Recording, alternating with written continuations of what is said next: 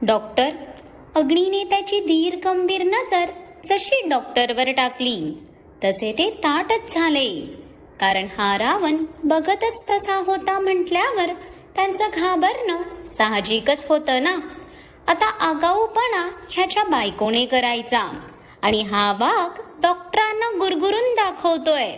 ये कहा का इंसाफ हुआ भाई. मिस्टर अग्निहोत्री, त्या ठीक आहेत.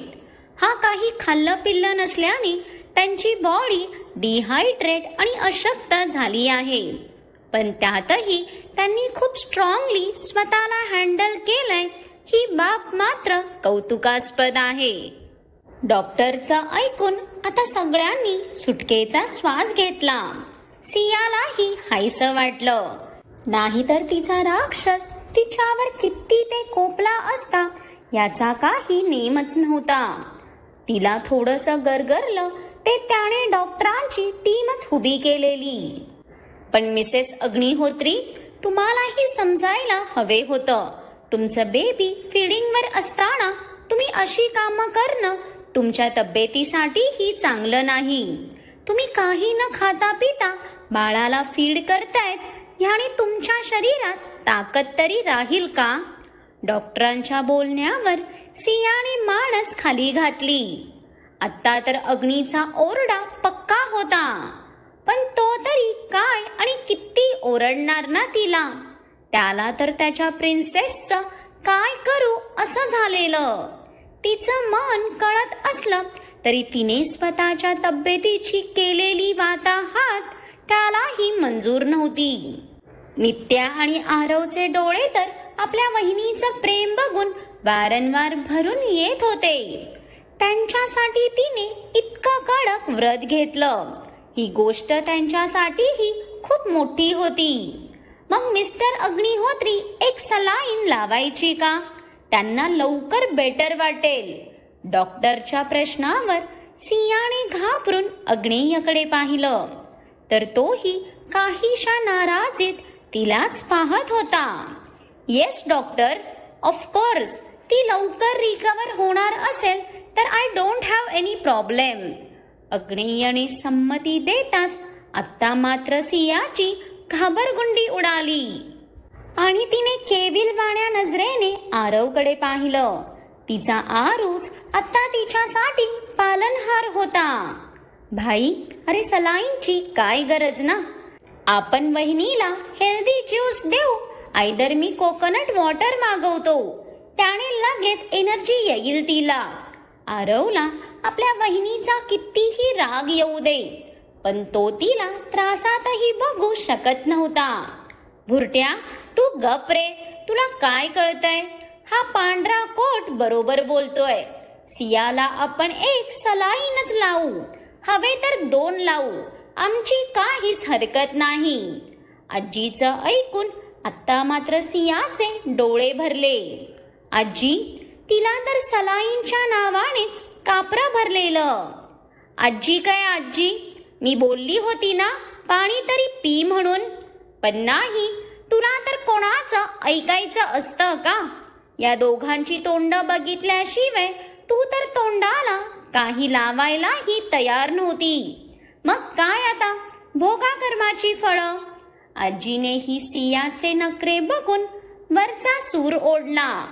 तशी सियाची नजर परत अग्नेयवर आली. तो कितीही भडकला असला तरी तो तिच्या मनाविरुद्ध वागणार नाही, इतकं तर तिला माहीत होतं.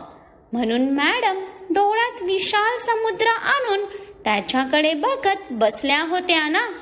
Doctor, it's okay. अग्नेय मनातच हातात सुस्कारा सोडत येऊन सियाच्या बाजूला बसला. तशी ती पटकन त्याच्या मिठीत शिरली. ते बघून डॉक्टर सकट बाकी सगळेही गालात हसले. 1 नंबरची नाटकी होती ती. अग्नेयनेही मनातच गालात हसत त्याच्या पाखराला मिठीत घेतलं. तिच्यावर कायच रागवणार होता ना तो, आणि तिच्यावर रागवून त्याला तिला अजून हटही करायचं नव्हतं. ओके मिस्टर अग्निहोत्री, त्यांना आधी फ्रेश ज्यूस द्या. आफ्टर दॅट थोड्या टाईम नंतर त्यांना भरपेट जेवायला सांगा.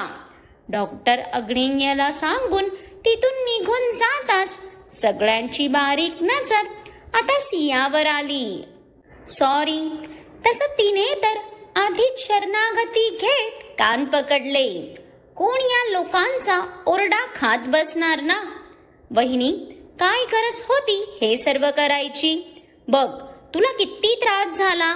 आणि आजी, तुला आणि हनीलाही तिला अडवता आलं नाही का? डॉक्टर जाताच आता अग्नेयच्या आधीच आपले आरव बाबा सुरू झाले. तो सियावर तणतणत येऊन तिच्या पायात बसला. चेहऱ्यावर राग असला तरी डोळ्यात मात्र पाणी होतं, काठोकाठ भरलेलं पाणी. जे बघून सिया आणि मायेने त्याचं नाक ओढत त्याला जवळ घेतलं. बनी, तू आम्हाला काहीच बोलू नको बरं. तुझी वहिनी इतकी हट्टी आहे की तिने कोणाचं ऐकलं तरी पाहिजे. हे सर्व अग्नीच्या लाडाचे प्रताप आहेत, म्हणून मॅडम नसत्या मनमानी करतात. रीटाने तर लगेच सर्व अग्नीवर ढकलून स्वतःचे हात वरती केले. नाहीतर काय, सगळं या रावणामुळे झालंय. या कार्टीला ह्याचा काही धाकच नाही. धाक असता तर अशी वागली तरी असती का ती? आजीने ही सगळं खापर अग्नेयच्या डोक्यावर फोडलं.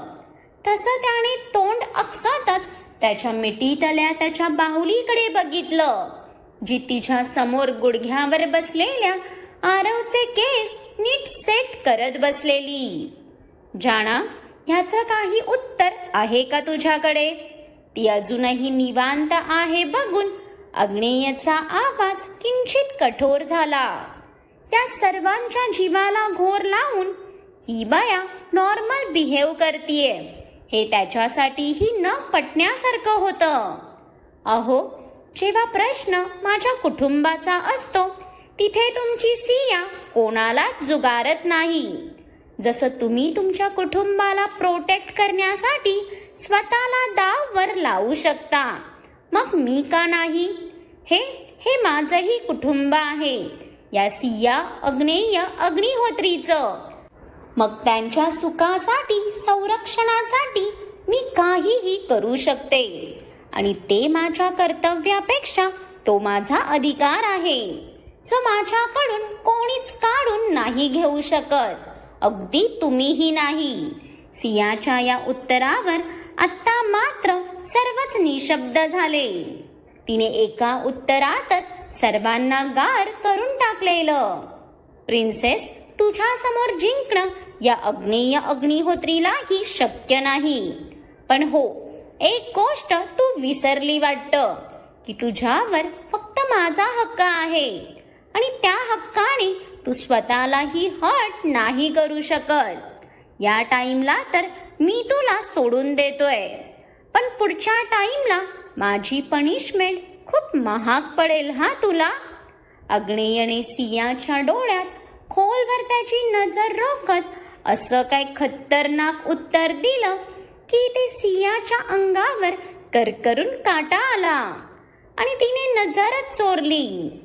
संध्याकाळची संपन्नता करत सूर्य डोंगरा आड निघून जाताच इथे अग्नेयच्या गाड्यांचा ताफा मागच्या जंगलात एंटर झालेला.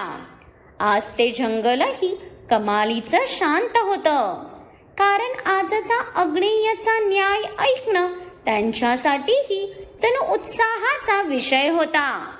सोडा सोडा मला, I will kill you all of you.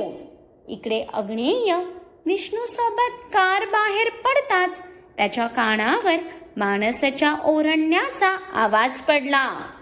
तसं इथे अग्नेयच्या ओठांवर डेव्हिल स्माईल आली आणि तो निवांत चालत मानसाच्या केज समोर आला. त्याला त्याच पिंजऱ्यात टाकलेलं जिथे एकेकाळी राघवेंद्रला ठेवलं होतं. मग त्यावरूनच आत्ता या देहाची काय हालत होणार आहे याची तर कल्पना न केलेलीच बरी. अरे अरे मुन्ने, काहे चीक रहा है बे? त्याच्या आवाजाला वैतागत विष्णू तणतणातच पुढे आला. तशी मानसाची नजर त्याच्यासोबत अग्नेयावर पडली आणि आत्ता त्याच्या डोळ्यात रक्त उतरलं. तो आलेला बघूनच माणसाच्या शरीरावरची नस आणि नस ताठ झालेली. शुद्धीवर आल्यापासून तो फक्त अग्नेयाच्या येण्याची तर वाट पाहत होता. अग्नी, यू डॅश, माझ्या बेशुद्धीचा फायदा घेऊन मला इथे उचलून आणलंस ना? अरे, तुझ्यात इतकीच हिम्मत होती तर मी शुद्धीवर असताना मला हात लावून दाखवायचास ना? मानस आता अक्षरशः पेटला होता. पण त्याचा हा खवळलेला राग बघूनच इथे अग्नीला सुख भेटत होतं. त्याचं काय? त्याच्या डॅडला इतकी वर्ष जे पण सहन करावं लागलं होतं ते तो असंच विसरणार थोडी ना होता, आणि नाही आता कोणाला विसरू देणार होता. ए थापाड्या, उगीच डिंग्या नको हाकू काय? आमच्या रॉकी भाऊच्या एका लाथेतच धरतीवर पसरलास तू आणि म्हणे शुद्धीवर असताना हात लावायचा ना. अरे फुसक्या, बाता पण तितक्याच कर रे की तुला त्या पेलवता येतील. विष्णूला तर माणसाला उकसवायला जणू मजाच येत होती. कोणीही या पिंजऱ्यात आलं त्याचा सर्वात जास्त आनंद तर विष्णूलाच व्हायचा. तू तू गप रे, तुझ्याशी बोलतोय का मी? मगाचपासून विष्णूला मध्ये मध्ये करताना बघून आता मात्र माणसाचं डोकं आणखीनच फिरलं. तू माझ्याशी बोल, नाही तर नको बोलू, पण मी तर तुझ्याशीच बोलतोय ना, त्यामुळे हवे तर तूही माझ्याशी बोलू शकतो. विष्णूला तर त्याच्या रागाचा जणू फरकच पडला नाही. अग्नेय, हे तू चांगलं नाही केलंस. मी आत्ताच सांगतोय, हे तुला खूपच महाग पडणार. माणसाची अकड अजूनही शाबूतच होती.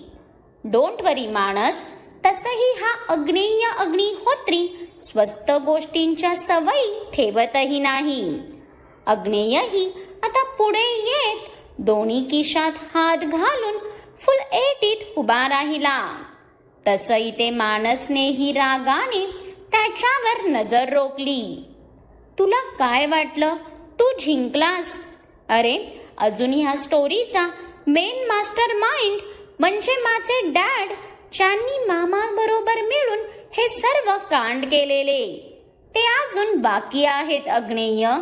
आणि जोपर्यंत ते आहेत, मग ते मला सोडवण्यासाठी जमीन आकाश एक करतील. तुझ्या या किंगडम मध्ये घुसून ते मला घेऊन जातील. माणसाच्या ओठांवरचं ते खुनशी हसू बघून इथे अग्नेयच्या ओठांवरही डेव्हिल स्माईल आली. ते बघून माणसाचं तोंड आकसलं ना. तुला असं वाटलंच कसं मानस की मी तुझ्यासाठी कोणती वाट मोकळी ठेवेन म्हणून? मागची 24 वर्ष तुम्ही माझ्या डॅडला टॉर्चर करत आलात.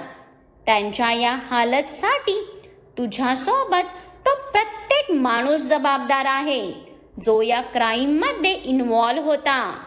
मग सुरुवात ज्या माणसाने केलीये त्याला मी सोडेनच कसा ना? अग्नेयच्या बोलण्याचा रोग समजताच माणसच्या अंगावर सरसरून काटा आला आणि भीतीची ही एक तप्त लहर त्याच्या सर्वांगातून निघून गेली. तुला नक्की बोलायचं काय आहे अग्नेय? जे आहे ते स्पष्ट बोल. माझे डॅड कुठे आहे? तू त्यांनाही पकडलंय. आणि माझी मॉम? हे बघ, तुझी दुश्मनी माझ्यासोबत आहे. मग माझ्या फॅमिलीला सोडून दे.